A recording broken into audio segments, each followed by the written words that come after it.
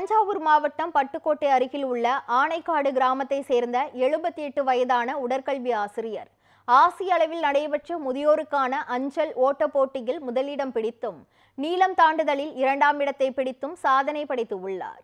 இதுகுறித்து உடற்கல்வி ஆசிரியர் திலகவதியிடம் நமது செய்தியாளர் நலீம் நடத்திய கலந்துரையாடலை தற்போது பார்க்கலாம்.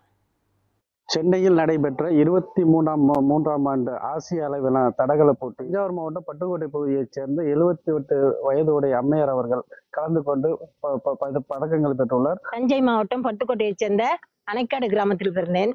15/5/48 என்னுடைய பிறந்த வயது.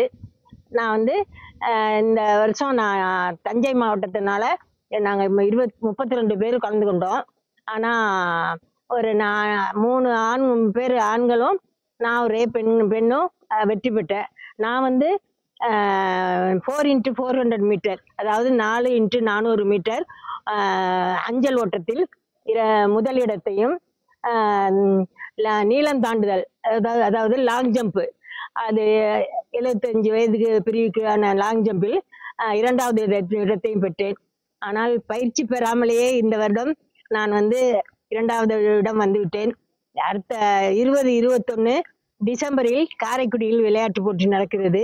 அதில் 3 இதுலையும் பெயர் கொடுத்து 3 இடத்திலையும் வெற்றி பெறுவேன் என்று முதலிடத்தை வருவேன் என்று நான் உறுதியோடு கூறிக்கொள்கிறேன்.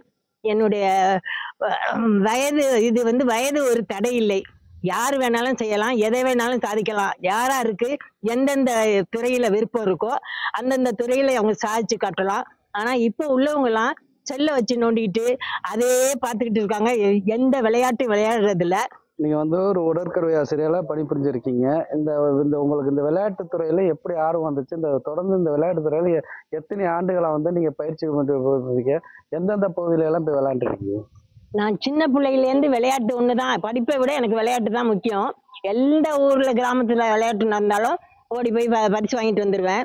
அதே போல பள்ளிக்கூடத்துல விளையாட்டுலையும் சரி, அதே கடைசியா தஞ்சை பிளேக் உயர்நிலை பள்ளியில தான் நான் 10, 11வது வகுப்புல தான் நல்ல ஒரு விளையாட்டுல சிறந்த மாணவியாக விளங்கினேன். அங்க ஸ்டேட் சாம்பியனாக இருந்து அந்த வருஷமே நான் பாட்னாவில் நடந்த பீகாரில் உள்ள பாட்னாவில் நடந்த விளையாட்டு போட்டியில் சேர்ந்து பரிசும் பெற்றேன். இப்போ நான் எல்லா இடத்துக்கும் Thailand, Bangkok, Thailand, Malaysia, Hyderabad, Mysore, எல்லா இடத்துலையும் போய் வெற்றி பெற்று இதுவரையில் தோல்விங்கிறதே அகராதிகள் இல்லை.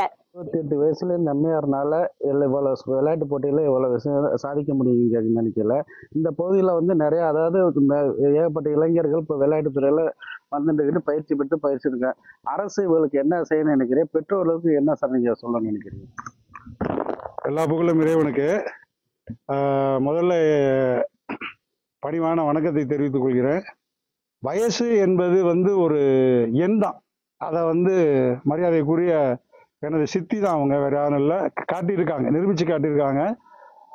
மாநில அளவில், தேசிய அளவில், உலக அளவில் நிறைய வெற்றிகளை சாதிச்சிருக்காங்க. இன்னும் சாதிக்க போகிறாங்க. பட்டுக்கோட்டையை எடுத்திங்கன்னா ஒரு காலத்தில் கால்பந்தில் நம்பர் 1 இருந்துச்சு.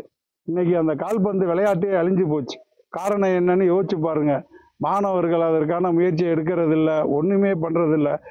அதை விட மாணவர்கள் செல் பார்க்கறது, செல்லை விட்டுட்டிங்கன்னா போதை பழக்கம், ட்ரக்கு, கஞ்சா, சாராயம் எல்லாம் அடித்து இந்த சமுதாயமே சீர்கெட்டு போச்சு. இதுக்கு ஒரு மெயின் காரணம் என்னை பொறுத்த வரைக்கும், அஸ் அ ஸ்போர்ட்ஸ்மேன், நான் பாஸ்கெட் பால் பிளேயரு, என்னை பொறுத்த வரைக்கும் என்னன்னா பெற்றோர்கள் தான். படிப்புக்கும் விளையாட்டுக்கு சம்மந்தம் கிடையாது. படிப்பும் விளையாட்டு 2 கண்ணு. யார் ஒரு பையன் விளையாடுறானோ அவனுடைய நியூமரிக்கல் பவர் ஜாஸ்தியாக இருக்கும், மூளை வளர்ச்சி நல்லா இருக்கும், ஞாபக சக்தி இருக்கும். விளையாட்டு பயிற்சி எடுக்கக்கூடியவருக்கு தனி மைதானம் வேண்டும் என்று இந்த பகுதியில் உள்ள சமூகர்கள், அதாவது பெற்றோர்கள் தொடர்ந்து கோரிக்கை வைத்துக்கிட்டு. அதாவது இந்த பகுதியில் தொடர்ந்து பயிற்சி எடுப்பதற்கு ஒரு மைதானத்தை இந்த அரசு செய்து தர வேண்டும் என்பது இந்த பகுதி மக்களின் கோரிக்கையாக உள்ளது. நியூஸ் 7 செய்திகளுக்காக பட்டுக்கோட்டையிலிருந்து நலீம்.